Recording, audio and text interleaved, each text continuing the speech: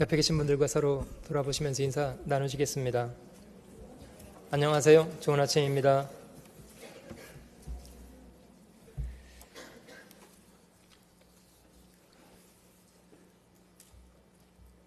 지난 주간 점심은 괜찮으셨습니까? 벌써 까마득한 옛날이 돼 버리셨군요. 1년 2주 중에 두 번 자매님들이 점심을 준비하지 않는 날이신데요. 아마 기대 이상으로 형제님들이 좋은 음식을 준비해 주셔서 아마 깜짝 놀라셨습니다. 감사드리고요.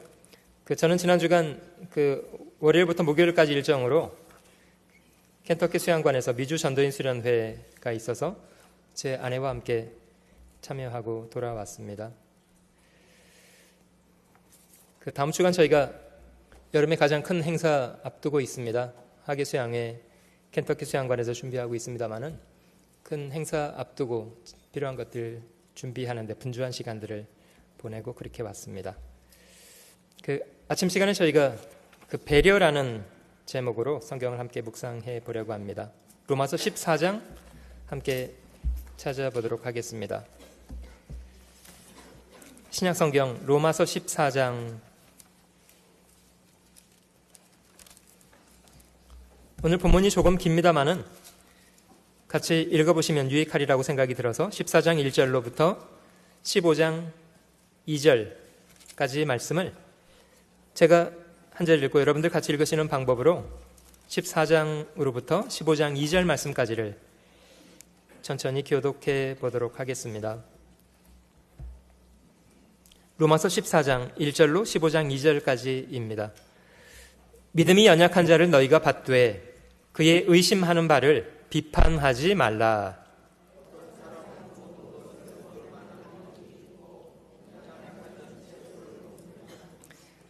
먹는 자는 먹지 않는 자를 업신여기지 말고 먹지 못하는 자는 먹는 자를 판단하지 말라. 이는 하나님이 저를 받으셨음이니라.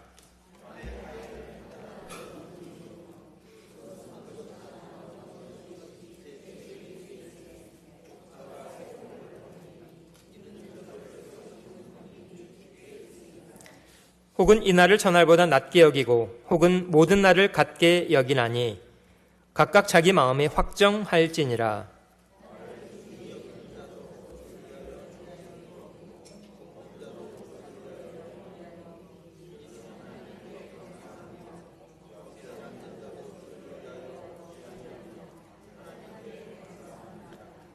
우리 중에 누구든지 자기를 위하여 사는 자가 없고 자기를 위하여 죽는 자도 없도다.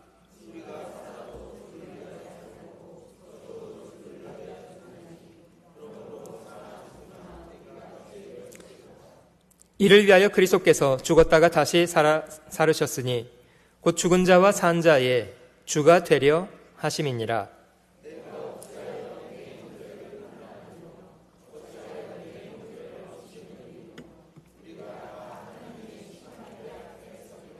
기록되었으되 주께서 가라사대 내가 살았노니 모든 무릎이 내게 꿇을 것이요 모든 혀가 하나님께 자백하리라 하였느니라.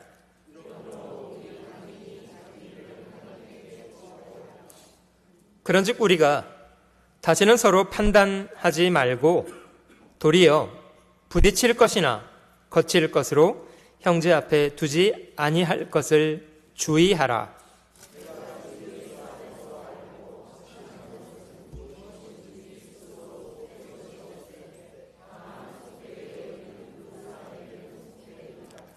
만일 식물을 인하여 네 형제가 근심하게 되면 이는 네가 사랑으로 행치 아니함이라.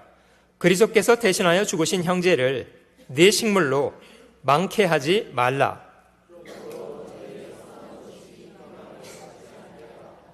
하나님의 나라는 먹는 것과 마시는 것이 아니요 오직 성령 안에서 의와 평강과 희락이라.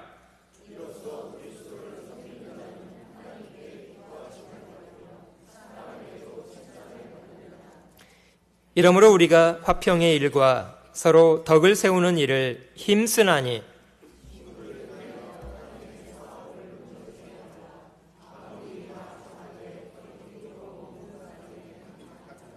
고기도 먹지 아니하고 포도주도 마시지 아니하고 무엇이든지 내 형제로 거리끼게 하는 일을 아니함이 아름다우니라.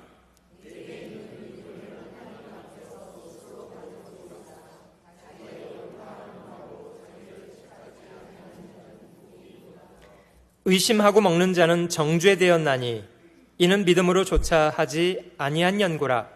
믿음으로 조차 하지 아니한 모든 것이 죄니라.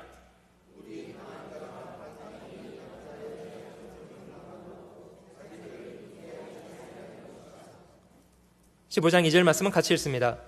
우리 각 사람이 이웃을 기쁘게 하고 선을 이루고 덕을 세우도록 할지니라. 제가 먼저 기도하겠습니다.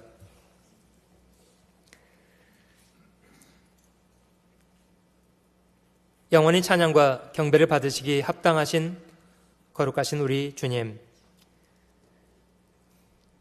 죄로 인해 이뤄져 있었던 저희를 주께서 귀한 사랑으로 먼저 사랑하시고 저희의 죄를 인하여 자신의 거룩하신 몸을 십자가에 죽는 데 내어주시고 주님 흘려주신 귀한 핏값으로 형벌받을 저희의 모든 허물과 죄악을 영원히 도말해 주시고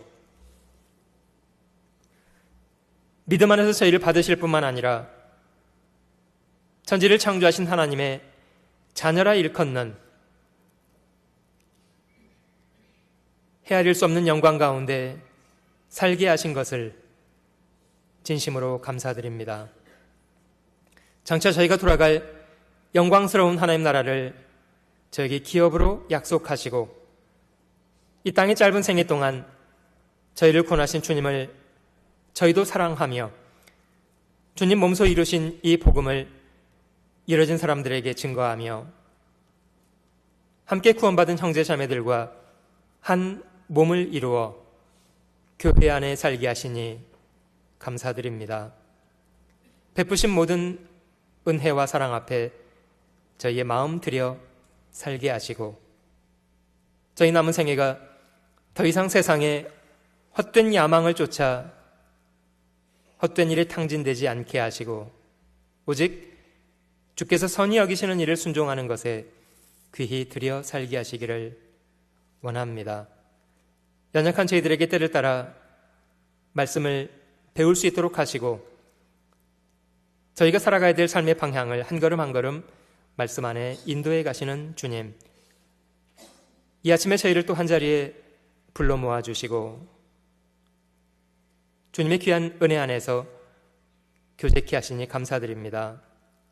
성령으로 저희 우둔한 마음을 일깨워 주시고 저희를 향하신 합당하신 교훈들을 겸손히 배우도록 도우시기를 간절히 기도합니다.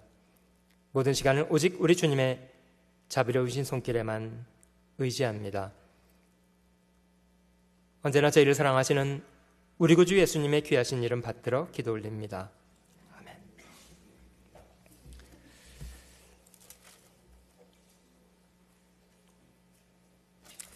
다른 사람을 도와주거나 살펴주려고 마음을 쓰는 것, 그런 것을 배려라고 합니다. 혹시 여러분들은 주로 생각을 자신에게 집중하고 계십니까? 아니면 두루두루 살피시고 다른 사람을 배려하시는 그런 마음을 갖고 사십니까? 일본 사람들의 성공, 일본 사람들이 만드는 제품의 성공의 비결이 있다면 그거는 배려라고 생각이 듭니다. 다른 사람들은 생각하지 못하는 부분까지 섬세하게 소비자들을 배려하는 그런 그들의 마음이 일본 물건 하면 믿고 살 수 있는 그런 성공을 만들어냈다고 생각이 듭니다. 좋은 기계는 실제 사용자를 위한 섬세한 배려를 한다는 것, 같은 차원에서 좋은 사람, 자기만 생각하는 이기적인 사람 아니고요, 두루두루 주변을 살피고 다른 사람들을 섬세하게 배려할 줄 아는 그런 사람이라고 생각됩니다. 주님이 저에게 명령하시는 최고의 명령 두 가지를 기억해 보자면, 한 가지는 마음과 뜻과 성품과 목숨을 다하여 너희 하나님을 사랑하라는 명령 한 가지, 그리고 또 한 가지를 기억해 보자면 내 이웃을 사랑하되 너의 몸처럼 사랑하라는 것이 그것입니다. 실제로 배려한다는 것은 그 사랑을 실천하는 방법, 이렇게 여기시면 좋겠습니다. 그 마지막 때가 될수록 사람들은 이제 자기를 사랑하고 돈을 사랑하고 쾌락을 사랑하는 그런 시대가 된다고 말씀하십니다. 본성적으로는 저희도 그렇습니다.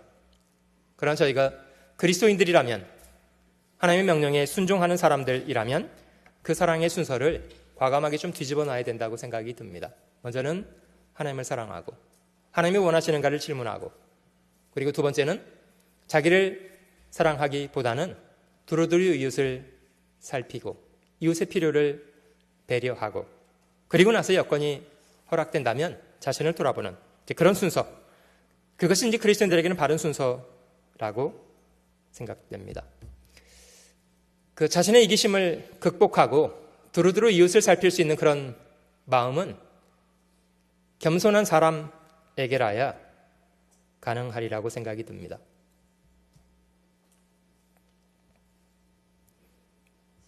저희가 살아가는 시대는 어쩔 수 없이 이기적인 그런 충동을 가지고 살아가는 시대가 되었다고 생각됩니다. 많이 낳지 않고 한둘 낳아서 온갖 특혜를 베풀다 보니까 어릴 때부터 이기적인 충동을 채우기에 급급한 그런 인생을 살아서 자기가 아닌 다른 사람을 살피는 것에 대단히 무능한 그런 시대가 되었다고 합니다. 때때로 저희도 삶 속에 많은 아픔을 당해보고 질병을 경험해보고 그런 시간이 좋은 것은 결과적으로 마음이 넓어져서 아픈 사람의 마음도 헤아릴 수 있게 되고 고통스러운 사람의 사정도 살필 수 있게 되고 이렇기 때문입니다. 동병상련이라고 합니까? 아파본 사람이라야 아픈 사람의 마음을 헤아린다, 이런 이야기처럼 저희 본성과 다르게 저희가 그리스도인이라면 두루두루 주변을 살펴보고 자기 자신의 필요한 것을 채우려고 애를 쓰기보다는 다른 사람들의 사정에 대해서도 널리 헤아려주는 그런 마음이 필요합니다. 실제로 두루두루 다른 사람의 사정을 헤아려주는 그런 따뜻한 마음이 그나마 험악한 세상 속에서도 저희를 살맛나게 만드는 그런 이유라고 생각이 듭니다. 제가 읽었던 어떤 책에 이런 이야기가 있더군요. 한 사람이 자기 어린 시절의 경험을 기록한 내용이었는데요. 아버지와 함께 서커스를 가기로 했고 그 서커스에 가서 이제 표를 사기 위해서 줄을 서 있는 그런 상태였답니다. 물론 이제 서커스를 본다는 그런 기대감 때문에 많이 부풀어져 있는 상태였다고 합니다. 그런데 이 글을 썼던 사람의 바로 앞에 한 가족이 이제 줄을 서 있었다고 합니다. 아마 부모, 아버지와 어머니가 있었던 것 같고 아마 그 가족은 이제 자녀들을 많이 두고 있었던, 그 독자는 아마 그걸 기록했던 사람은 아이들의 숫자가 한 8명 정도, 그러니까 부모를 합치면 10명 아닙니까? 이제 그런 가족이, 대가족이 이제 앞에 줄을 서 있었는데 그 대가족이 이제 표를 사야 되는 그런 순서가 왔는데 아마 보니까 실제 예상했던 것보다 돈이 더 비쌌던 모양이에요. 그래서 순간 이 표를 사야 되는 아버지의 표정이 당황스러움이 역력하게 보여지는 이제 그런 상황이 되었다고 합니다. 근데 바로 그 순간에 자기 아버지가 주머니에서 이제 돈을 꺼내서 손에 쥐더니 갑자기 몸을 살짝 굽히시더래요. 그래서 땅바닥에서 이제 무엇을 줍는 것처럼 이렇게 하시더니 그 앞에 있는 아버지한테 선생님 혹시 이걸 떨어뜨리지 않으셨습니까? 하고 돈을 건네주시더래요. 그러자 이제 그게 무슨 의미인지 그 앞에 표를 사려고 했던 8아이를 거느린 아버지는 무슨 상황인지를 이해하시고 그냥 변명도 못하고 고맙다고 하고 그 돈을 받아들고 표를 사고 이제 서커스에 들어갔답니다. 그리고 나서 이제 그 뒤에 서 있었던 이 돈을 건네주었던 사람과 그 사람의 자녀, 이 글을 썼던 사람입니다만은 자신의 돈을 건네주었기 때문에 이 두 사람 어쩔 수 없이 이제 서커스를 보지 못하고 그냥 돌아갔답니다. 그런데 글을 썼던 사람이 실제로 그날 밤은 자신은 기대했던 서커스를 보지 못했지만 훨씬 마음은 따뜻했노라고.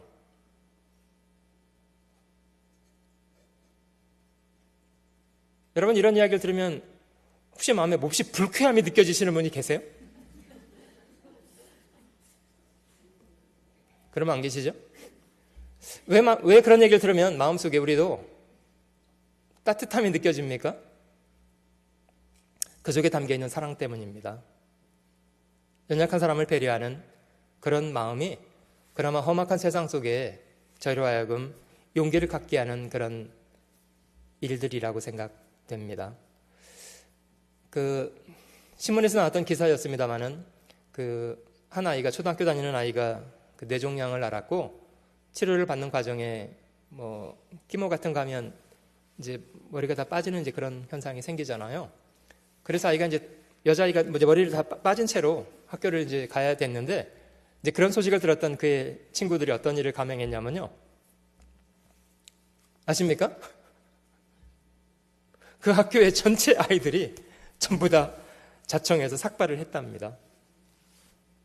그래서 누가 키모를 받는 아이인지 이제 구분이 안 되도록. 이런 마음. 자신보다는 다른 사람의 필요에 대해서 더 중요하게 생각하고 기꺼이 자신의 것을 희생해서라도 다른 사람의 유익을 구해주는 그런 마음. 이런 걸 배려라고 합니다. 혹시 여러분들에게도 익숙한 그런 삶의 습관처럼 몸에 배어 계십니까? 자신의 필요한 것을 채우기보다는 두루두루 다른 사람의 필요한 것이 무엇인가를 살피고자 하는 그런 마음.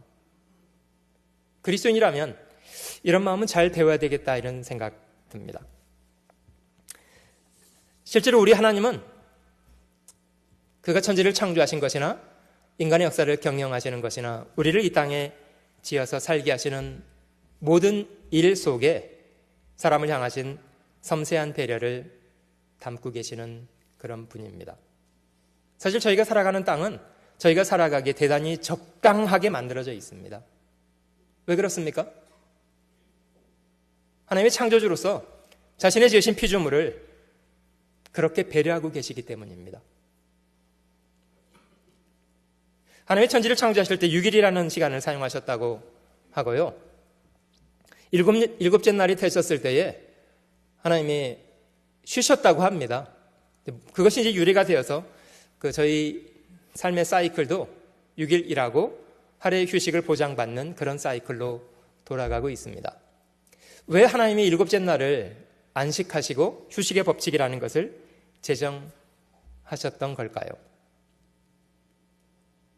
혹시 여러분들 중에 하나님도 일하시면 고단하신 모양이지? 이렇게 생각되시는 분이 계십니까? 전능자께서 피곤을 느끼시는 그런 분이신가요? 그러지 않습니다. 그런데 왜 하나님은 스스로 휴식하셨냐? 그거는 연약한 인간을 향하신 하나님의 대단히 섬세한 배려 때문이다. 이렇게 생각됩니다. 하나님이 처음부터 사람을 남자와 여자로 지으신 것도 실제로는 완악한 인간의 마음을 배려하시는 하나님의 마음 때문이었습니다. 제가 그런 묵상을 해봤습니다. 사람이 만약에 남자와 여자라는 이런 형태로 지어지지 않고 만약에 남자 여자의 구분 없이 단지 한 종류의 사람뿐이다, 스스로 모든 것을 해결할 수 있는 그런 형태로 만들어졌다면 자신의 연약함이나 자신의 모순에 대해서 잘 돌아볼 수 있었을까, 이런 생각을 해보았습니다. 여러분, 결혼해서 부부지간으로 살아보시니까 서로의 눈치를 많이 보시게 되죠?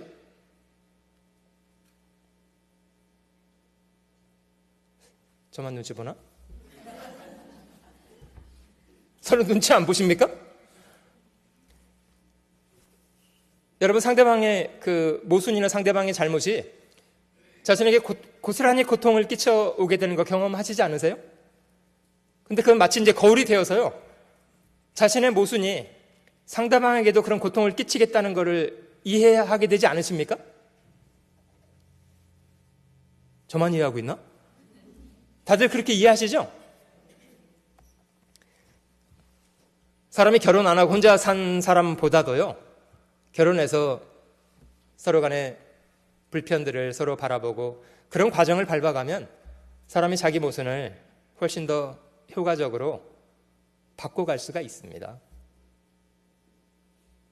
하나님이 사람을 처음부터 창조하실 때 남자와 여자로 지으신 것, 왜 그렇게 하셨을까?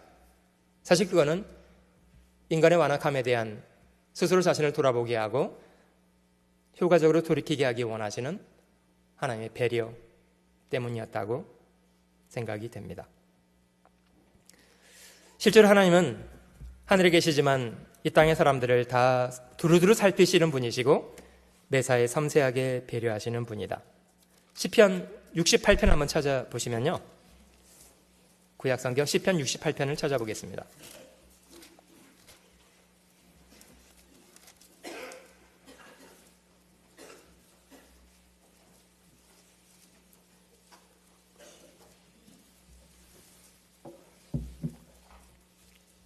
시편 68편 19절 말씀을 한번 찾아보실게요. 시편 68편 19절.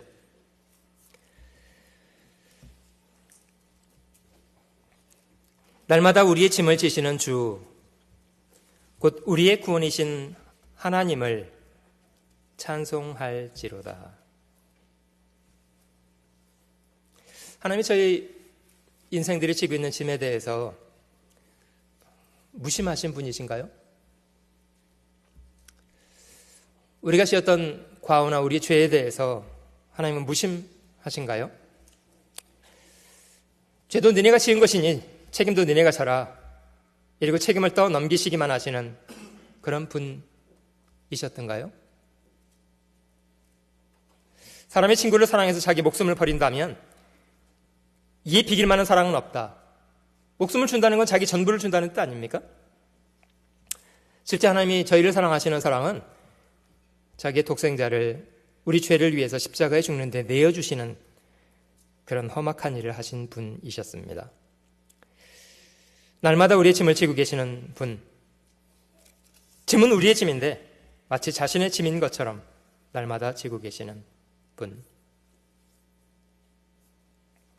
실제로 저희의 하루하루의 일상이 하나님께로부터 공급되는 선한 공급에 전적으로 의존하고 있다는 것도 기억하시면 좋겠습니다. 시편 103편 또 넘겨볼게요.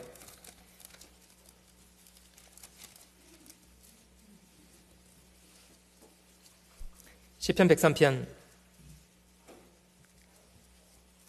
8절을 보겠습니다.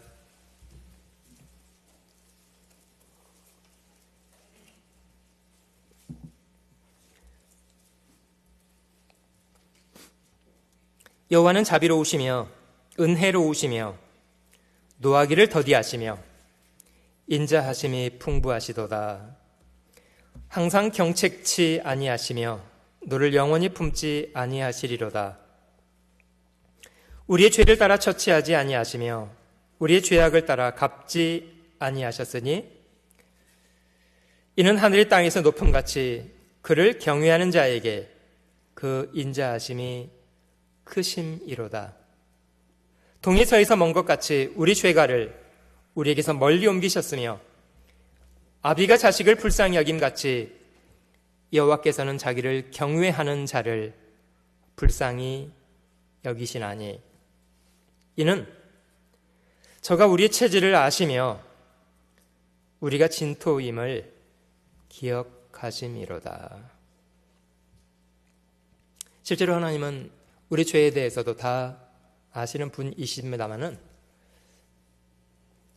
오래 참고 기다려주시고요, 우리가 기억하는 것처럼 그 옛날 노아 시대의 전 세계를 물로 심판하셨습니다마는 하나님이 천년을 하루같이, 하루를 천년같이 기다려주셨습니다.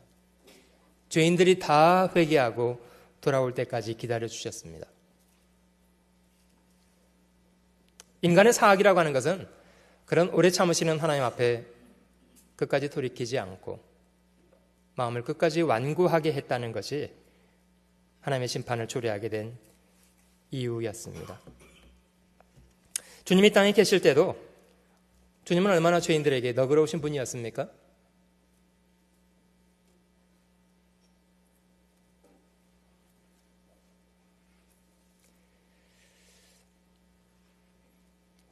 주님은 거룩하셨습니다마는 죄인들을 멀리하지 않으셨습니다.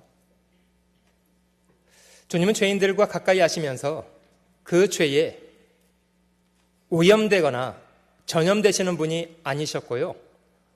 오히려 자신의 거룩으로 죄인을 회개시켜서 거룩하게 만들어내시는 분이었습니다. 주님은 어떤 죄인도 자신에게 나오는 것을 멀리하시거나 외면하지 않고 어떤 사람도 다 가까이 용납해 주시고 어떤 질고를 갖고 있는 사람도 너그러이 끌어안아 주시고 손을 잡아 주시고 심지어 한 문둥병자가 주님 앞에 와서 주여 원하시면 저를 깨끗게 하실 수 있나이다. 사실 문둥병자는 전염이 되기 때문에 자신이 문둥병자라는 것을 공개적으로 소리 지르면서 다니는 사람 아닙니까? 여기 부정하다 부정하다 이러면서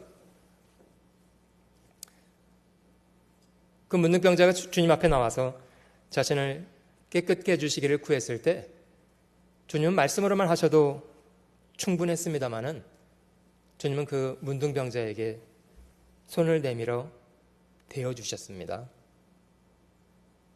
주님 말씀하시기를 내가 원하노니 깨끗함을 받으라. 즉시 깨끗해졌습니다. 주님은 어려운 사람들의 그런 고통과 아픔에 대해서 외면하시는 분이 아니셨고 주님은 그것이 마치 자신의 고통인 것처럼 자신의 아픔인 것처럼 끌어안아 주시고 자신에게 나온 모든 사람들에게 넉넉하게 위로해 주시고 선으로 돌려주셨던 분이십니다. 출애굽기 있는 구절 한 구절 찾아보겠습니다. 출애굽기 4장을 한번 찾아보시면요.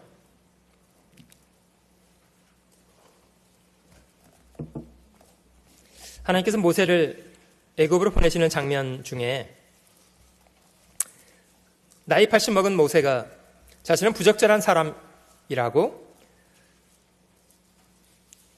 애굽에 가서 자기 백성을 건져내기에 적당하지 못한 인물이라고 변명을 하고 있는 부분이 있습니다. 출애굽기 4장 10절 말씀에 보시면 모세가 여호와께 고하되 주여 나는 본래 말에 능치 못한 자라 주께서 종에게 명하신 후에도 그러하니 나는 입이 뻣뻣하고 혀가 둔한 자니이다.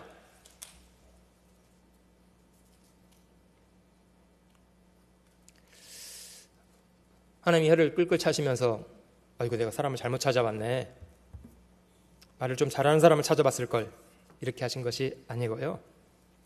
4장 11절에 여호와께서 그에게 이르시되 누가 사람의 입을 지었느뇨. 무슨 뜻입니까? 사람의 입을 지으신 분을 누구라고 말씀하시는 말씀이십니까? 자기 자신. 하나님 자신이 사람의 입을 지으신 분으로 말씀하시고 누가 사람의 입을 지었느뇨? 누가 벙어리나 귀머거리나 눈 밝은 자나 소경이 되게 하였느뇨? 나 여호와가 아니뇨? 여기 이 말씀 속에 하나님은 사람을 지으신 분이라고 말씀하실 뿐만 아니라 심지어 이 땅에 인간적으로는 장애라는 고통을 가지고 살아가는 사람들조차도 하나님이 그렇게 하셨다고 말씀하고 계십니다. 눈 밝은 자만 지은 것이 아니고요. 벙어리나 귀머거리나 소경된 사람조차도 하나님께서 그렇게 하셨다고 하십니다. 여러분 세상에 건강한 몸을 가지고 부유한 집안에서 세상적으로 부유하게 살아가는 그런 사람들이 혹 있습니다마는 다 그런 건 아니고요. 혹 어떤 부분은 장애를 가지고 태어나서 가난한 집안에 많은 육신적인 질고를 가지고 살아가는 많은 사람들도 있습니다. 하나님이 실수하신 건가요?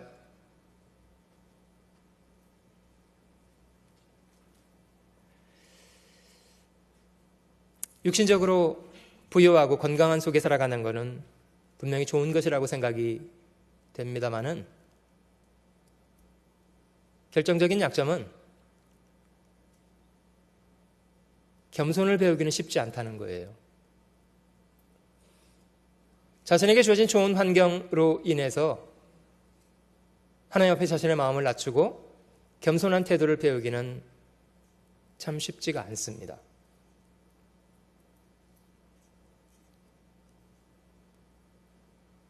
아마 여러분들이 복음을 깨닫기 전에 여러 가지로 마음속에 이런저런 열등감 가지고 계셨을 수 있겠습니다만은 그런 열등감으로 인해서 여러분들이 겸손을 배웠다는 거 아십니까?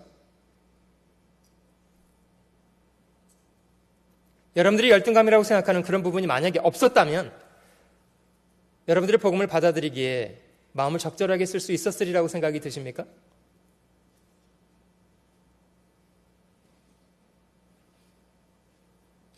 복음은 모든 사람에게 전해지는 겁니다만은 세상에 부유하고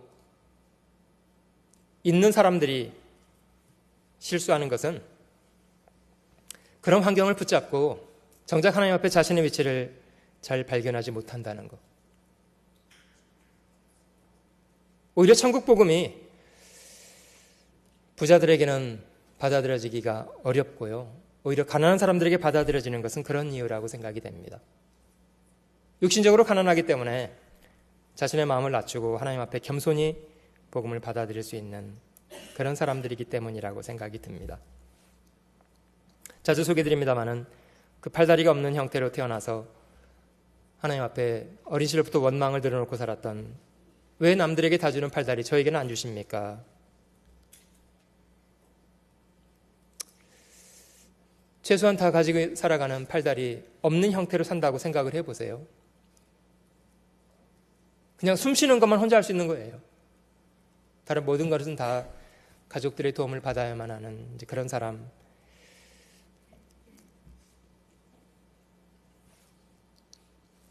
자신의 그런 장애 때문에 그 마음도 병든 상태로 하나님을 원망하고 겨우 나이 8에 자기 스스로 인생을 끝내겠다고 결심했던 사람 이야기 제가 읽어봤습니다마는 그가 자신의 마음을 바꿀 수 있었던 가장 중대한 이유는 성경에 하나님이 자신을 질병을 가지고 태어나게 하셨던 이유가 자신을 미워하시거나 저주하시기 때문이라는 것이 아니고 심지어 그런 장애를 통해서도 하나님이 그 사람을 통해서 하실 일 때문이라고 예수님 말씀하신 것을 읽고 비로소 하나님이 자신을 저주하시기 때문에 자기가 장애를 가지고 태어난 것이 아니었구나 이런 것을 발견하고 마음을 하나님 앞에 회복할 수 있었다고 합니다.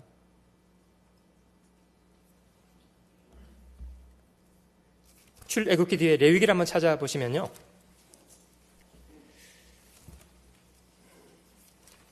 레위기 19장을 한번 찾아보시면 저희가 다른 사람에 비교해서 더 건강한 몸, 더 좋은 여건, 그런 기회를 하나님이 주셨다면 그런 기회를 어떻게 사용해야 될 것인가에 대해서 분명히 정해 볼 수 있으면 좋겠습니다. 레위기 19장 말씀에는 19장 18절에는 이웃 사랑하기를 내 몸같이 하라 이런 명령이 기록되어 있는 부분이고요. 레위기 19장 18절 원수를 갚지 말며 동포를 원망하지 말며 같이 읽어볼게요. 이웃 사랑하기를 네 몸과 같이 하라. 나는 여호와니라. 여기 이웃 사랑한다는 것을 자기 몸처럼 한다는 것이 뭘 말하는 건지를 이 19장에 있는 몇 구절을 통해서 좀 살펴보려고 합니다. 사실 사랑의 실천이 배려라는 걸 오늘 말씀드리고 있는데요. 어려운 사람들의 사정도 두루두루 살펴서 자신의 어려움인 것처럼 돌봐주고 배려해 주라. 이것이 곧 이웃을 자기 몸처럼 사랑하는 것이라고 성경은 말씀하십니다. 19장 9절 한번 보시면요. 19장 9절. 너희 땅에 곡물을 벨 때에 너는 반 모퉁이까지 다 거두지 말고 너의 떨어진 이삭도 줍지 말며 너의 포도원의 열매를 다 따지 말며 너희 포도원에 떨어진 열매도 줍지 말고. 이렇게라는 이유가 뒤에 설명되어 있습니다. 가난한 사람과 타국인을 위하여 버려두라. 나는 너희 하나님 여호와니라.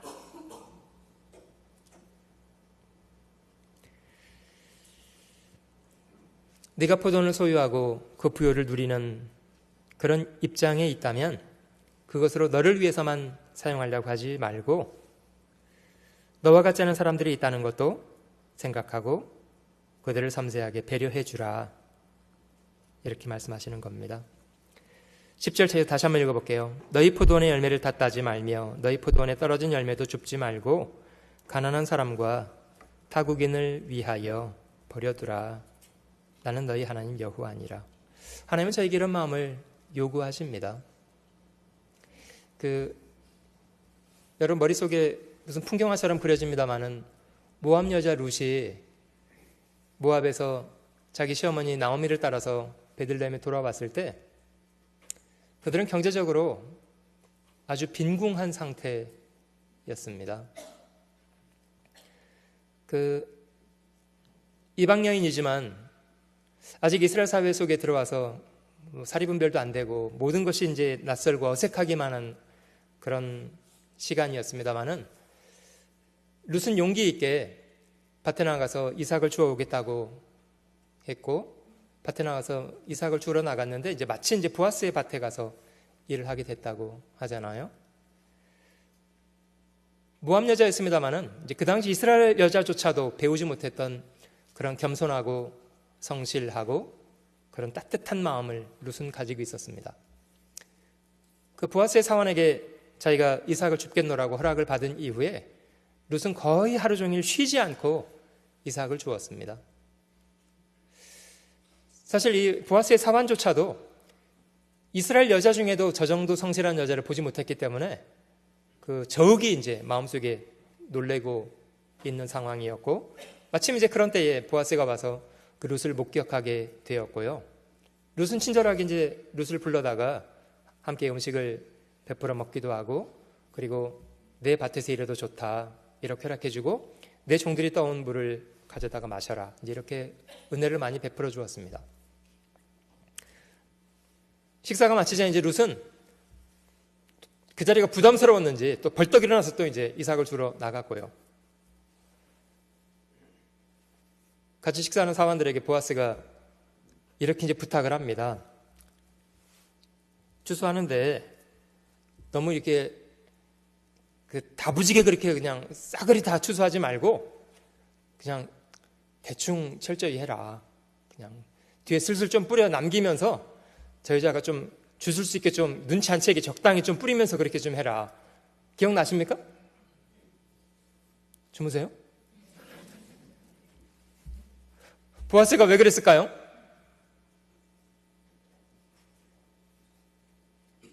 그 룻의 어려운 사정을 헤아리고 있기 때문입니다.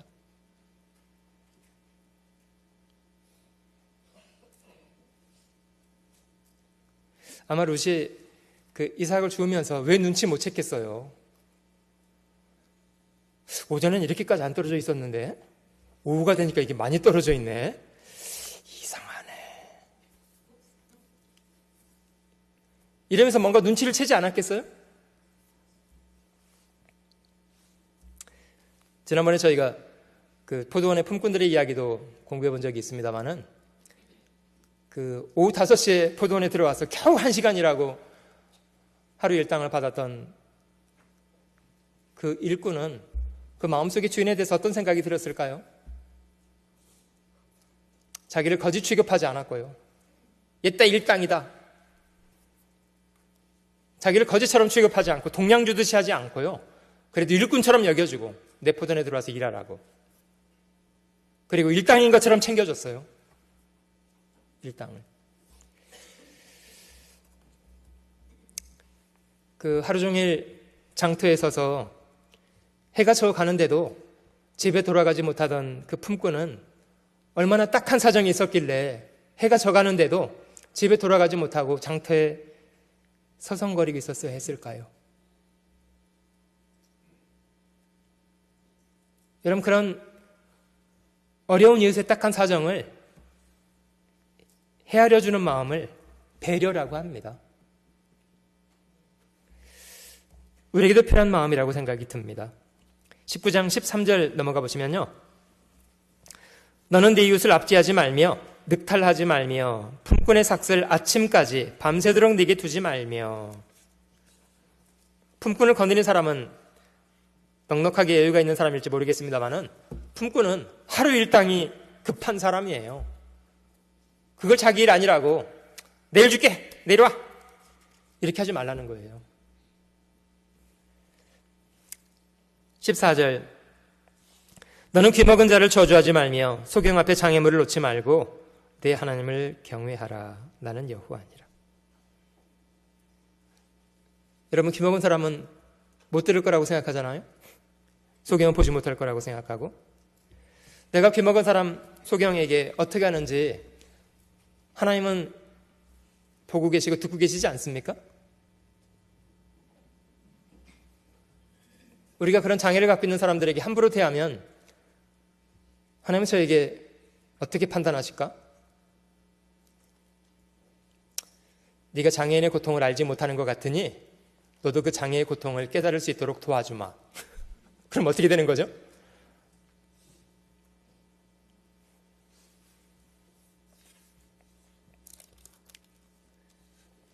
이웃의 아픔과 어려움에 대해서 두루두루 살피고 그들을 도와주려고 하는 것이 필요합니다.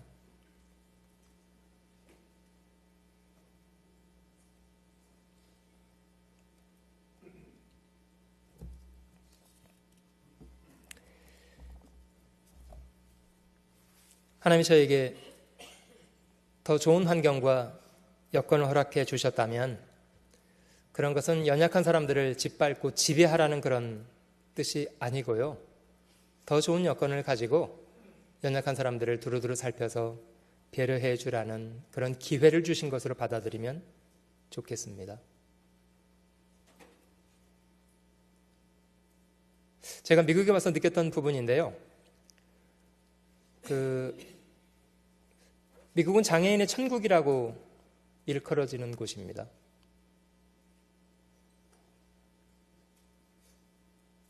휠체어를 가지고 움직여야 되는 사람도 크게 불편하지 않게 어디든지 갈 수 있는 곳이 미국입니다.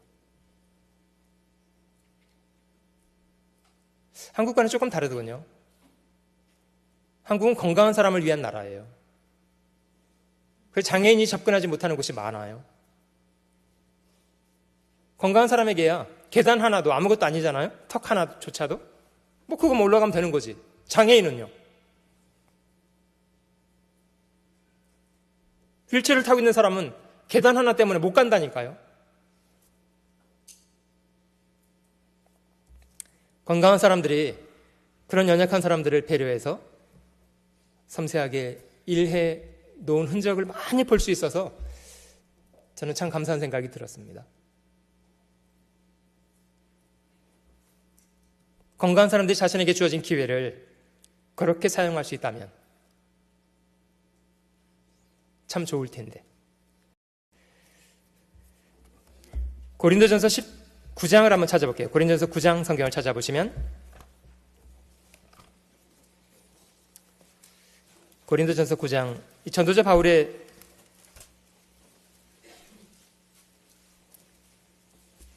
복음을 알지 못하는 사람들에 대한 섬세한 배려를 이 말씀 속에 볼 수 있는데요.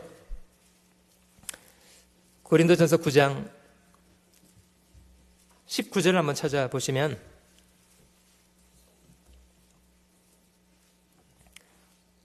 (9장 19절) 내가 모든 사람에게 자유하였으나 스스로 모든 사람에게 종이 된 것은, 종은 섬기는 사람을 말합니다. 스스로 낮은 사람이 되어서 마치 자기 주인인 것처럼 섬기는 사람을 말합니다. 모든 사람에게 종이 된 것은 더 많은 사람을 얻고자 함이라. 유대인들에게는 내가 유대인과 같이 된 것은 유대인들을 얻고자 함이요, 율법 아래에 있는 자들에게는 내가 율법 아래에 있지 아니하나 율법 아래에 있는 자같이 된 것은 율법 아래에 있는 자들을 얻고자 함이요, 율법 없는 자에게는 내가 하나님께는 율법 없는 자가 아니요 도리어 그리스도의 율법 아래에 있는 자나 율법 없는 자와 같이 된 것은 율법 없는 자들을 얻고자 함이라. 약한 자들에게는 내가 약한 자와 같이 된 것은 약한 자들을 얻고자 함이요, 여러 사람에게 내가 여러 모양이 된 것은 아무쪼록 몇몇 사람을 구원코자 함이니.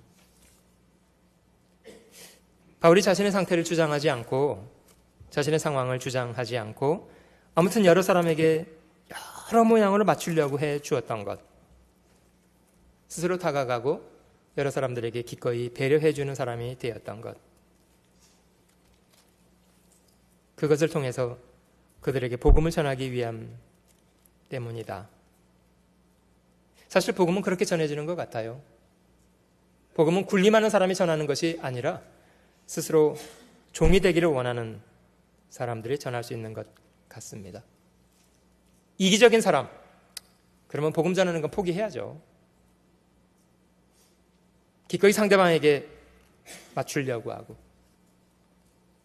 그렇다고 해서 저 무분별하게 양보하는 것은 아닙니다. 소위 말해서 그리스도인들이 죄의 영역까지 양보하거나 그렇게 하지는 않습니다. 여러분, 저희가 전도한다고 해서 술 친구들 만나서 그래 뭐 술 마시는 자에게는 내가 술 마시지 아니하나 술 마시는 사람 같이 된 것은 술 마시는 자들을 얻고자 하며, 그런다고 해서 이제 같이 술자리에 앉아가지고요 주거니 받거니 하면, 여러분 복음 전해집니까 안 전해집니까? 해보시면 한번 얘기해보세요. 솔직히 전해지나 안 전해지나. 술자리 가서 저 복음 이야기하면요 술 주정하는 줄 압니다.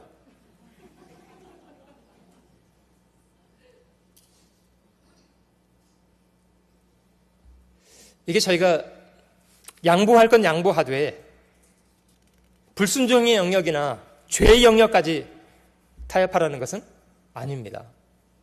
기꺼이 너그러운 사람 되는 건 필요해요. 그러나 죄를 짓지 않는 영역에서 해야 된다는 것은 분명합니다. 자, 오늘 같이 읽었던 로마서 14장 한번 돌아가 보실게요. 로마서 14장.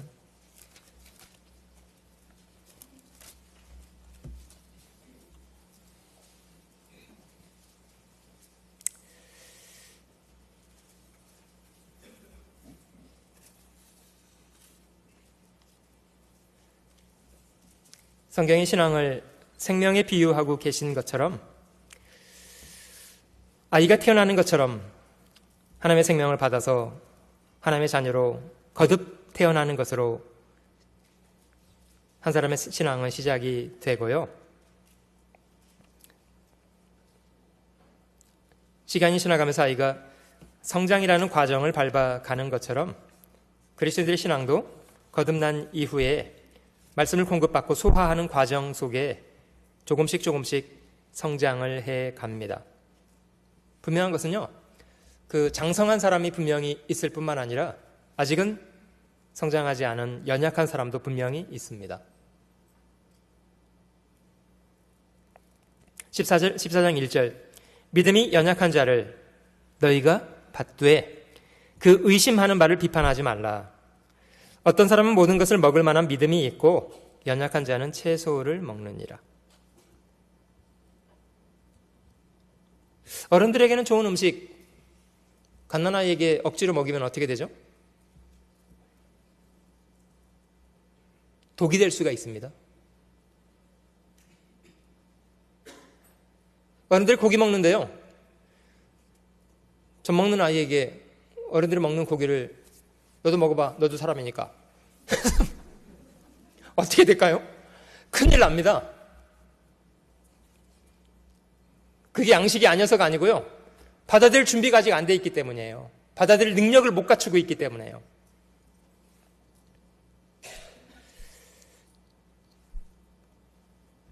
근데 어른들이 그것도 못 먹으면 어떻게 해?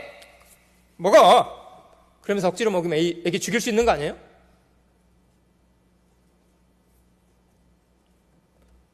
다른 것에 대해서는 인정할 필요가 있는 거예요. 그래서 어른들은 그 아이에게 가장 필요한 것을 가장 필요한 만큼 먹이려고 합니다. 그게 이제 어른들이 어린 아이들에게 해줘야 될 사랑의 배려라고 생각이 듭니다. 신앙적으로도 마찬가지인데요. 2절, 어떤 사람은 모든 것을 먹을 만한 믿음이 있고 연약한 자는 채소를 먹느니라. 먹는 자는 먹지 않는 자를 업신여기지 말고 먹지 못하는 자는 먹는 자를 판단하지 말라. 자기는 먹게 되었다. 아유, 그것도 못 먹고. 이렇게 하지 말고요. 깐나라하게 아유, 저런 걸 먹고 있어. 판단하지 말고요. 왜냐면요, 이 사람이나 저 사람이나 하나님이 다 받아주신 사람들이기 때문이다. 이런 거예요. 하나님이 받아주셨다는 사실에 저희는 서로를 중요하게 여겨야 합니다. 4절, 남의 하인을 판단하는 너는 누구뇨? 그 섰는 것이나 넘어지는 것이 제 주인에게 있음에 저가 세움을 받으리니 이는 저를 세우시는 권능이 주께 있음이니라. 여러분, 아이가 태어나고 성장하는 것에 사람인 저희가 하는 일과 하나님이 하시는 일은 어느 쪽이 더 큽니까? 바울이 말한 것처럼요, 나는 씨를 뿌리고 아볼로는 물을 주었다. 그래서 우리가 살아나게 했다! 이렇게 말하던가요? 아니고요. 우리가 한 것은 아무것도 아니로되 오직 자라나게 하시는 이는 하나님뿐이다. 여러분, 저희가 신앙이 장성한 사람이 되었다고 해서 나의 노력으로 내가 스스로 장성한 사람이 되었습니까? 아니요. 나의 능력이 아니고 그것도 하나님의 은혜로 그렇게 된 겁니다. 그거는 연약한 사람을 지배하고 판단하라는 그런 의미가 아니고요. 네가 더 많은 것을 분별하고 더 많은 것을 행할 수 있는 능력이 주어졌다면 연약한 사람들을 배려해 주라는 그런 뜻이랍니다.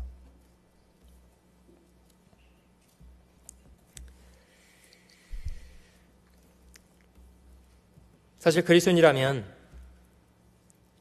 저희는 자기를 위해서 사는 사람들 아니고요, 저희를 위해서 죽었다가 사신 주를 위해서 사는 사람들입니다. 조금 더 읽어볼게요. 5절, 혹은 이 날을 전날보다 낮게 여기고 혹은 모든 날을 같게 여기나니 각각 자기 마음에 확정할지니라. 절기는 어떤 날에 대해서 더 중요하게 여기는 날이 저마다 있을 수 있잖아요. 6절, 나를 중히 여기는 자도 주를 위하여 중히 여기고 먹는 자도 주를 위하여 먹고 이는 하나님께 감사하며 먹지 않는 자도 주를 위하여 먹지 아니하며 하나님께 감사하느니라. 우리 중에 누구든지 자기를 위하여 사는 자가 없고 자기를 위하여 죽는 자도 없도다. 우리가 살아도 주를 위하여 살고 죽어도 주를 위하여 죽나니 그러므로 사나 죽으나 우리가 주의 것이로다. 우리를 지으신 분이 주님이시고 죄로 인해 이뤄져 있을 때에 핏값으로 저희를 값을 주고 사주신 분이 주님이시기 때문에 우리는 주님의 것이라고 믿습니다. 우리가 살아도 주를 위해서 살고 죽는 것조차도 주를 위해서 죽어야 마땅하다, 이렇게 생각하는 것은 우리의 소유격이 주님 것이기 때문이에요. 주님의 것입니다. 그래서 자신의 판단을 가지고 사람을 정죄하고 판단하는 것보다는 주님이 어떻게 보시는가에 대한 것이 그리스도인들에겐 중요합니다. 저 사람 내 마음에 들어 안 들어를 따지기보다는 주님이 저 사람을 어떻게 보시는가에 대한 것이 더 중요합니다.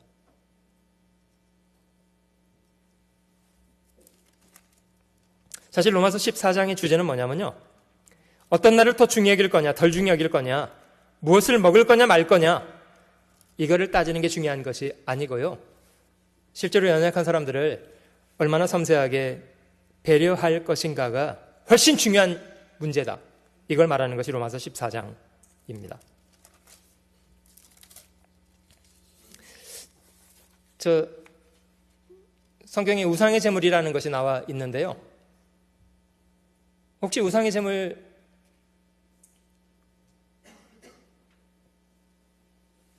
잡숴보신 분 계세요? 우상의 제물을 잡숴보신 분? 여기는 잘 안 계시군요. 그럼 성경은 우상의 제물에 대해서는 어떻게 하라고 명령하고 계십니까? 우상의 제물. 우상의 제물은 먹어도 상관없다 이렇게 생각하시는 거예요. 먹어도 상관없다. 아, 우상의 제물이 뭔지를 모르시겠다고요? 한국 사람들은 저 조상 숭배할 때 이렇게 제사상 차려놓고 그 위에 차렸던 음식들이 있잖아요. 이제 그런 것도 우상의 제물이 되고요. 또 성경에는요, 고린도 지역 같은 데는 우상 숭배가 워낙 만연해서요, 실제로 시장에 팔리는 거의 모든 음식들이 우상의 제단에 올라갔다가 내려온 것이 시장에서 팔렸답니다. 그러니까 묻지 않고 먹으면요, 그냥 거의 모든 음식이 다 우상의 제물이었던 거예요. 고린도 지역에서는. 저는 개인적으로요, 직장 생활할 때 그 회사가 이제 어떤 큰 공사를 수주하면 그걸 기념하는 고사를 지내더군요.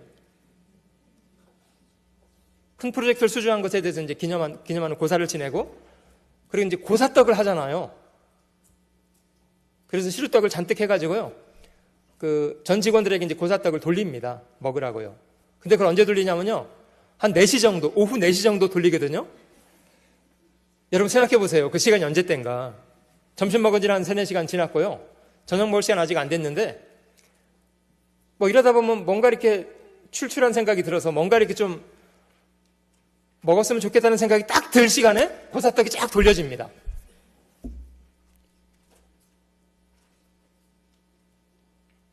그 제가 저거 고사떡인데 어떤 때 도마음이 생기더라고요. 시장은 나는 한 점 정도는 누가 아무도 뭐라고 안 할 텐데 그 먹어도 되지 않을까? 이렇게 해서 이제 도마음이 있었던 적도 있었습니다만은, 과감하게 좀 딱 정리했던 것은 꼭 말을 하더라고요. 우대리 그거 고사떡인데? 그걸 문제 삼는 사람이 꼭 있기 때문에요. 나중에는 그냥 이거 고사떡이기 때문에 저는 안 먹겠습니다. 딱 선언하는 게 좋더라고요. 그게 뭐가 성분이 달라져서 먹지 말라는 게 아니고요. 고린도전서 8장을 한번 찾아보면 조금 이해가 도움이 되겠습니다. 고린도전서 8장을 한번 찾아볼게요. 여기 우상의 제물이 무엇인가에 대한 설명이 쭉 설명되어 있는데요. 왜 먹지 말아야 된다고 명령하시는가를 좀 같이 이해해 보겠습니다. 8장 1절, 고린도전서 8장 1절. 우상의 제물에 대하여는 우리가 다 지식이 있는 줄 아나. 지식은 사람을 어떻게 만든다고요? 지식만 갖추고 있으면 교만하게 됩니다. 또 한 가지가 필요한 게 뭐냐면 사랑을 갖춰야 덕을 세우게 된다. 만일 누구든지 무엇을 아는 줄로 생각하면 아직도 마땅히 알 것을 알지 못하는 것이요. 또 누구든지 하나님을 사랑하면 그 사람은 하나님의 아시는 바 되었느니라. 그러므로 우상의 제물을 먹는 일에 대하여 우리가 우상은 세상에 아무것도 아니며 또한 하나님은 한 분밖에 없는 줄 아노라. 비록 하늘에나 땅에나 신이라 칭하는 자가 있어 많은 신과 많은 주가 있으나 그러나 우리에게는 한 하나님 곧 아버지가 계시니 만물이 그에게서 났고 우리도 그를 위하며 또한 한 주 예수 그리스도께서 계시니 만물이 그로 말미암고 우리도 그로 말미암았느니라. 여러분, 저 사람이요, 음식을 만들어다가 고사를 지내든지 우상의 제단 위에 올렸다가 내리든지 그 성분이 바뀌어집니까? 안 바뀌어집니까? 네? 우상의 제물로 상에 올라갔다가 내려오면 그 우상의 기운이 그 음식의 성분을 바꿔놓습니까? 그럼 우상이라는 것 자체가 있는 겁니까? 없는 겁니까? 없는 겁니다. 그걸 뭐 올려서 내렸든지 안 올렸든지 상관없이요. 음식은 그 음식이 그 음식입니다. 그러면 음식 성분이 달라지지 않았는데 먹어도 상관없는 거 아니에요? 근데 그걸 왜 못 먹게 하는 거죠? 음식이 달라진 게 아닌데 왜 우상의 제물을 먹지 말라고 사도행전 15장 말씀하시냐고요? 성분이 달라진 게 아닌데. 그 이유가 이것 때문입니다. 7절에요. 그러나 이 지식은 오직 하나님 한 분 외에 우상은 존재하지 않는다라는 이 분명한 지식은 사람마다 가지지 못하여 어떤 이들은 지금까지 우상에 대한 습관이 있어 우상의 제물로 알고 먹는 고로 그들의 양심이 약하여지고 더러워지느니라. 사람마다요, 이해하는 것이 달라요. 이런 지식을 갖고 있는 사람은 우상은 없는 거고 아무것도 아니야, 먹어도 돼, 이런 마음은 먹어도 상관이 없어요. 근데 이제 이걸 먹는 걸 본 사람이 또 있었는데요.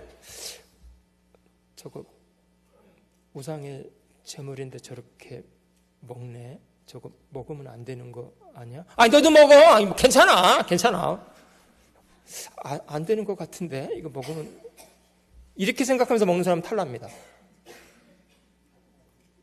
맞아요? 저거 우상의 제물인데 먹으면 안 될 것 같은데 먹으라네. 이렇게 해서 먹으면요, 그 사람은 탈락이 됩니다. 마음에 병이 생겨요. 왜냐? 그 지식이 모든 사람이 다 갖고 있는 지식이 아니기 때문이에요. 그래서 그런 사람이, 연약한 사람이 있다는 것을 생각해서 장성한 네가 그 연약한 사람의 연약함을 배려하라, 이런 명령이에요. 지식이 교만하게 한다는 말은요, 자신의 지식을 가지고 횡포를 부리는 거예요. 아무것도 아니야, 먹으면 돼, 이렇게 주장하는 거. 지식은 맞는 지식입니다만은 태도는 잘못됐습니다. 그걸 이해하지 못하는 사람을 배려할 수 있는 마음은 아직 못 배운 거예요.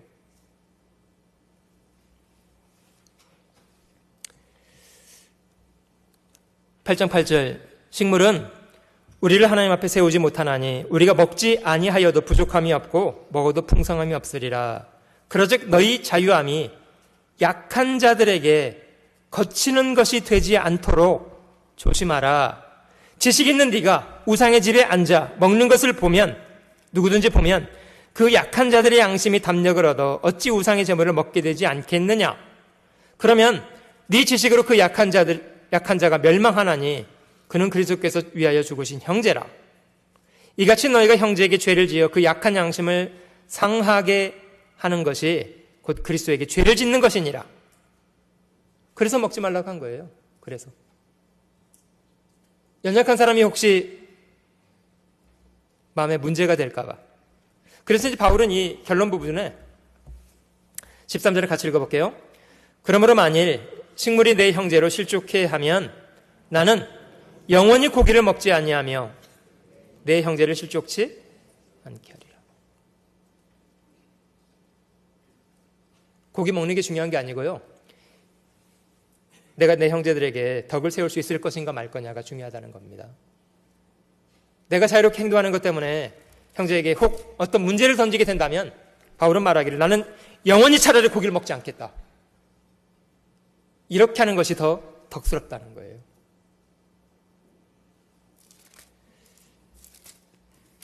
자, 로마서 14장을 돌아가 보겠습니다. 어떤 날을 또 중요할 것이냐, 어떤 음식을 먹을 것이냐를 따지는 것이 중요한 것이 아니고요, 얼마나 사랑으로 연약한 사람들을 두루두루 섬세하게 살펴줄 것인가를 질문하는 것이 더 중요하다, 이렇게 말씀하고 계신 겁니다. 로마서 14장 13절, 그런즉 우리가 다시는 서로 판단하지 말고 도리어 부딪힐 것이나 거칠 것으로 형제 앞에 두지 아니할 것을 주의하라.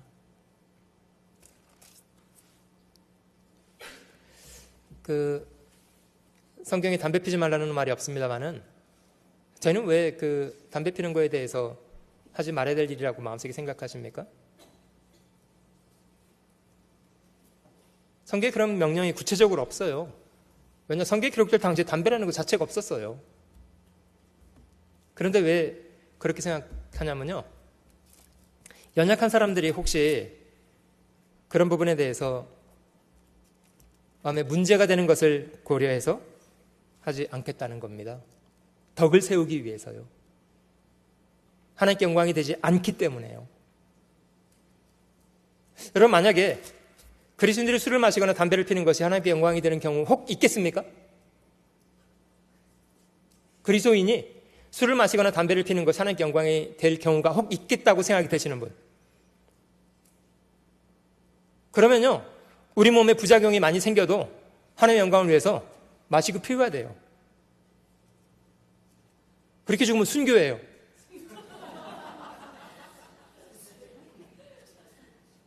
근데 본인이 알잖아요. 이게 하나님의 영광을 위한 게 아니라 자기 쾌락을 위한 일이라는 걸 알기 때문에, 덕이 안 되기 때문에 하지 않는 겁니다. 하나님께 영광이 되는 일이 아니기 때문에요.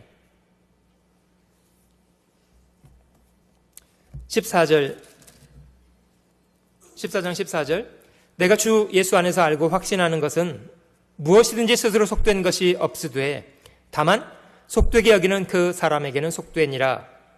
만일 식물을 인하여 네 형제가 근심하게 되면 이는 네가 사랑으로 행치 아니함이라. 그리스도께서 대신하여 죽으신 형제를 네 식물로 많게 하지 말라. 그러므로 너희의 선한 것이 비방을 받지 않게 하라. 이게 먹고 마시는 게 중요한 것이 아니고요, 우리가 형제 자매들에게 얼마나 덕을 세울 것인가를 두루 살펴보는 것이 중요하다. 17절, 하나님 나라는 먹는 것과 마시는 것이 아니요 오직 성령 안에서 의와 평강과 희락이라. 이로써 그리스도를 섬기는 자는 하나님께 기뻐하심을 받으며 사람에게도 칭찬을 받느니라. 이러므로 우리가 화평의 일과 서로 덕을 세우는 일을 힘쓰나니 식물을 인하여 하나님의 사업을 무너지게 말라. 만물이 다 정하되 거리낌으로 먹는 사람에게는 악하니라. 고기도 먹지 아니하고 포도주도 마시지 아니하고 무엇이든지 내 형제로 거리끼게 하는 일을 아니함이 아름다우니라. 네게 있는 믿음을 하나님 앞에 스스로 가지고 있으라. 자기를 옳다 하는 바로 자기를 책하지 아니하는 자는 복이 있도다. 아, 이게 옳아, 이렇게 상관없어, 이렇게 해서 그냥 마음대로 하지 말라는 뜻입니다. 행여 자신의 그런 지나친 자유함, 이런 것이 다른 사람들에게 불편을 끼치게 된다면 차라리 하나님 앞에서 스스로 절제하고 그런 자들을 배려해서 하지 않는 편을 훨씬 더 아름답다고 말씀하십니다. 15장 1절, 2절, 2절은 같이 읽어볼게요. 우리 강한 자가 마땅히 연약한 자의 약점을 담당하고 자기를 기쁘게 하지 아니할 것이라. 우리 각 사람이 이웃을 기쁘게 하고 선을 이루고 덕을 세우도록 할지니라. 사실 저희가 이런 마음을 배워야 될 것은 주님이 먼저 저희를 배려하시고 우리 죄를 자신의 몸에 담당하시고 우리 죄를 용서해 주시는 것으로 우리를 구원하셨기 때문입니다. 성경은 서로 용납하여 피차 용서하되 주님이 너희를 용서하신 것처럼 너희도 서로 그렇게 해야 한다.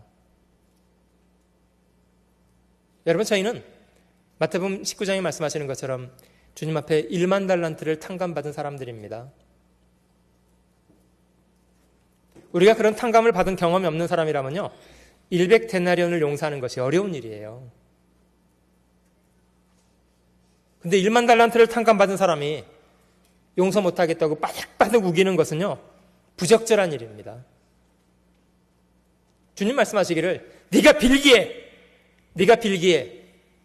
내가 네 빚을 전부 탕감하여 주었거늘 내가 너를 불쌍히 여김과 같이 너도 네 동관을 불쌍히 여긴 것이 왜 마땅하지 아니하냐. 사실 저희 좁은 사람들입니다. 마음 좁은 사람들이에요. 그런데 왜 저희가 마음을 넓히려고 생각하냐면요, 주님이 넓은 마음으로 저희를 먼저 받아주셨기 때문이에요.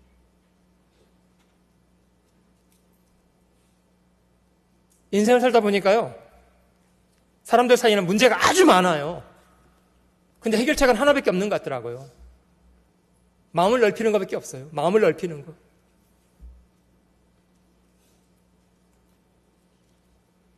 아시죠? 상대방이 내 이빨을 하나 깨뜨리면 어떻게 해결된다는 거 아시죠? 예의는입니까? 너 내 이빨 뺐으니까 나도 네 이빨 빼겠다. 그래서 쳤는데 2개 빠지면 어떻게 해요? 그래, 너도 한 번 더 쳐. 쳤는데 또 옆에 있는 거 또 빠져버렸어요. 나는 2개 뺐는데 내 거 3개 뺐다? 여러분, 이렇게 되면요. 인들 나만 합니까? 생명인들 나만 합니까? 둘이 죽어야 끝납니다. 어떤 때는 둘만 죽어서 끝나지 않고요. 두 나라가 전쟁을 해요. 그 이빨 빠진 것 때문에.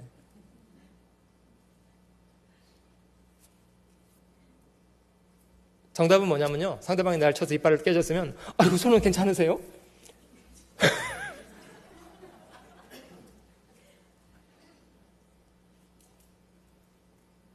이거 말고는 답이 없는 것 같아요. 마음을 넓게 해 주시면 좋겠습니다. 역지사지라는 말 아세요? 역지사지? 상대방 입장에서 서보세요. 그러면 자신이 보지 못했던 걸 많이 볼 수 있습니다. 상대방의 입장에서 서보세요. 상대방의 입장에서.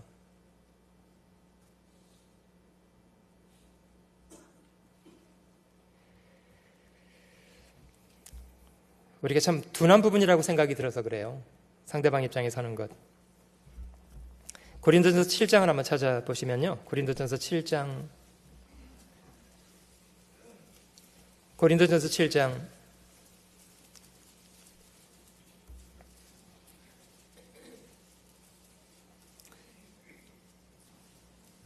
29절 말씀을 한번 찾아보시면 고린도전서 7장 29절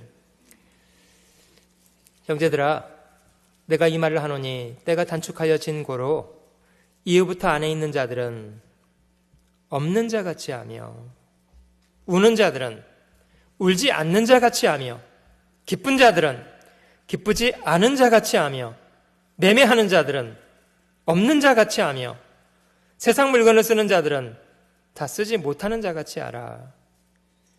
이 세상의 형적은 지나감이니라. 자기가 가지고 있는 권리에 대해서 너무 내세우지 말고요. 없는 사람 어떡하라고. 없는 사람도 있는데.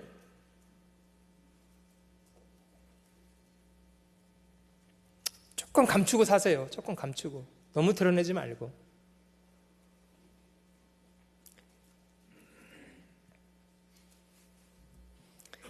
세상 사람들은 그렇게 자랑한대요. TV를 집에 큰 걸로 바꿨는데 TV 바꿨다는 걸 자랑하고 싶으니까 이렇게 말한대요. 이 TV 큰 걸로 보니까 좋대. 어쩌라고 그래서. 그냥 혼자 좋아하시면 돼요. 그걸 너무 그렇게 내세울 거 없어요. 없는 사람 어쩌라고 그러면. 조금 감추세요. 좋아도 너무 좋은 척 하지 말고요.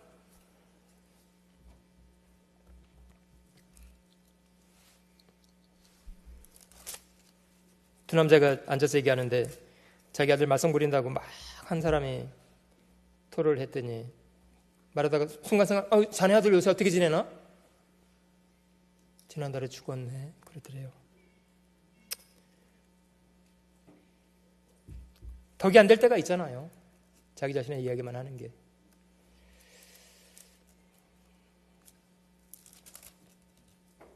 사랑이 덕을 세웁니다. 실제로 그렇습니다. 연약한 사람의 사정도 두루두루 살펴주는 것이 좋습니다. 고린도전서 10장도 넘어가 보시면요. 10장 23절입니다. 10장 23절 모든 것이 가하나 모든 것이 유익한 것이 아니요 모든 것이 가하나 모든 것이 덕을 세우는 것이 아니니 누구든지 자기 유익을 굳지 말고 남의 유익을 구하라.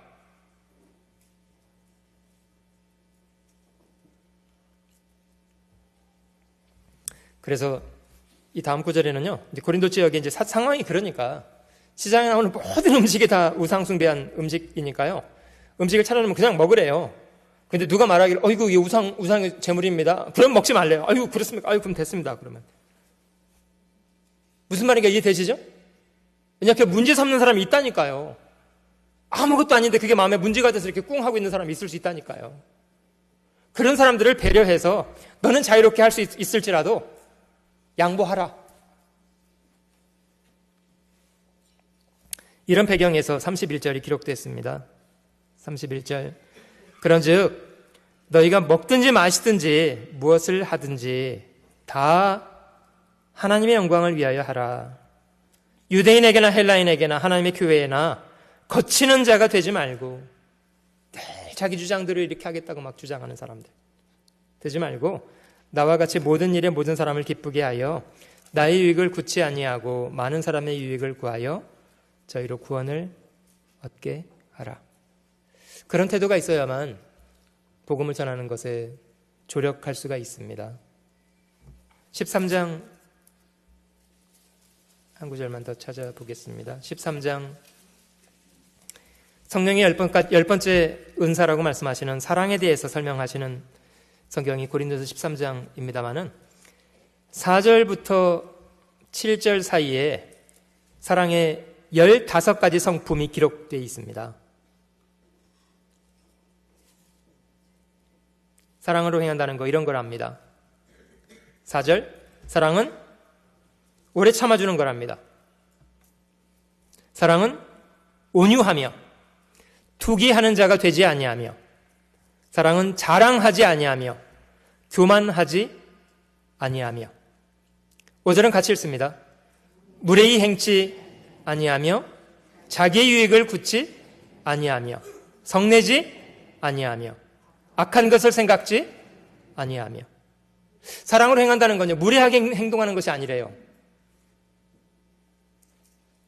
사랑할수록 예의 바르게 행동하셔야 됩니다. 무례하지 말아야 합니다. 그리고 사랑은 자신의 유익을 구하는 것이 아니래요. 그러면 이제 진짜의 의미는요 이웃의 유익을 구하는 것이랍니다.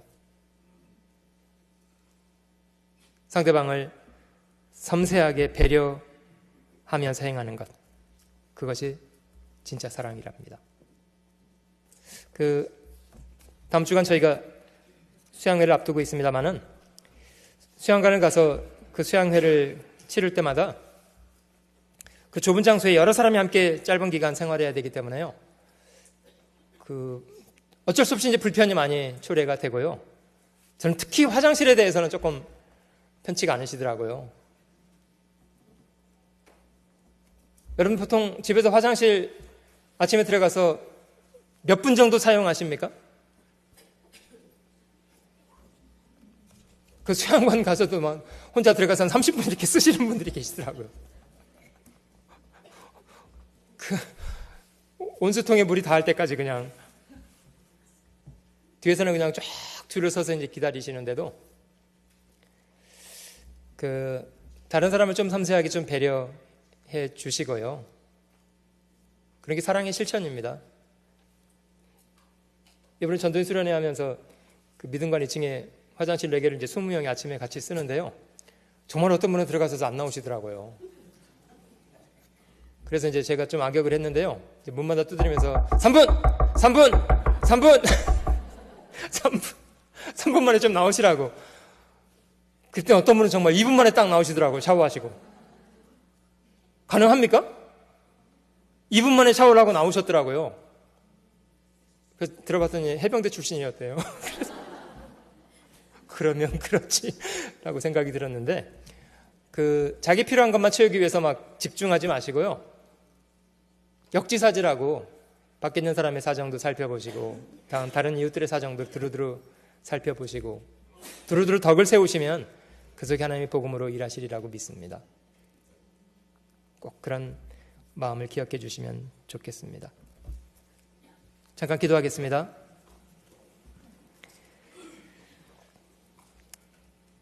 자비로우신 주님, 저희를 구원해 주시고 하나님의 자녀로 남은 생에 살게 하시니 감사드립니다.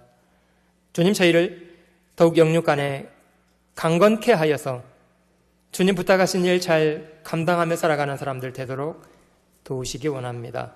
우리 가운데 아직 연약한 사람들 있다는 것 기억하게 하시고 주님이 우리에게 주신 자유를 방종으로 잘못 사용하지 않게 하시고 연약한 사람들의 사정을 두루두루 헤아리고 그들의 연약함을 배려하며 사랑으로 행할 수 있도록 넓은 마음 주시기 원합니다. 다가오는 하계수양의 모든 일정 위에 도와주시고 이번에도 많은 사람들 주님 말씀 앞에 보내주셔서 말씀으로 거듭나는 귀한 시간들 되도록 도와주시고 이 선한 일 위해 함께 수고하는 모든 형제자매들 오고 가는 걸음 위에 도우셔서 이 모든 일을 통해 오직 우리 주님께만 영광을 돌리는 귀한 시간들 되도록 인도해 주시기를 원합니다. 오늘 하루의 시간 우리 주님의 다스리는 손길에만 간절히 의지합니다. 감사드리며 우리 구주 예수님의 귀하신 이름으로 기도 올립니다. 아멘. 찬송가 356장을 부르겠습니다.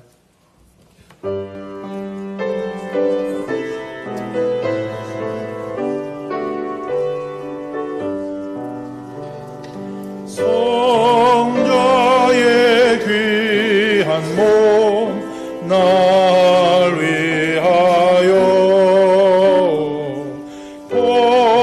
버리신 그 사랑 고마워라. 내 머리 주 앞에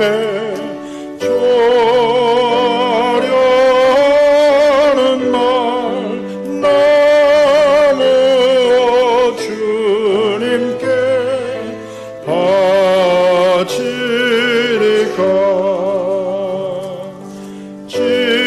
지금도 날 위해 간구하신 이 옅은 믿음이 없나니 주님의 참사랑 고맙고 놀라워 찬송과 기도를